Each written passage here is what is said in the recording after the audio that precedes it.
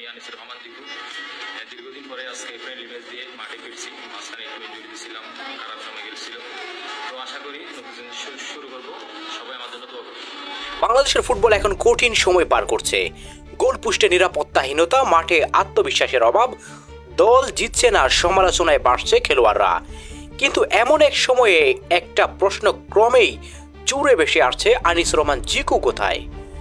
হ্যাঁ, সেই জিকু যিনি একসময় বাংলাদেশের গোলবারের সামনে ছিলেন এক অদম্য প্রাচীর, যার রিফ্লেক্স, সাহস আর ঠান্ডা মাথা বাংলাদেশকে বাঁচিয়েছে অসংখ্যবার। 2021 থেকে 2022 এই 2 বছরে তিনি ছিলেন দেশের নির্ভরতার নাম। জাতীয় দলের জার্সি গায়ে যখন মাঠে নামতেন, দর্শক জানতো পেছনে আছেন আনিসুর রহমান জিকু, তাই আশার আলো এখনো বেঁচে আছে। কিন্তু হঠাৎ করে যেন সব থেমে গেল। মিডিয়া নীরব, কোচ নীরব, ফুটবল ফেডারেশনের অফিস থেকে কোনো আনুষ্ঠানিক ব্যাখ্যা নেই। একটা সময়ের পর মানুষ বুঝতে পারলো জিকু আর জাতীয় দলে নেই। কিন্তু প্রশ্ন থেকে গেল, কেন, কি এমন ঘটেছিল? সূত্র মতো 2022 সালের মাঝামাঝি সময়ে একটি শৃঙ্খলা ভঙ্গ ঘটনার অভিযোগ উঠে তার বিরুদ্ধে। কেউ বলেন সেটা ছিল আচরণগত সমস্যা, আবার কেউ বলেন সেটা ছিল কোচ বা ব্যবস্থাপনা নিয়ে মতবিরোধ।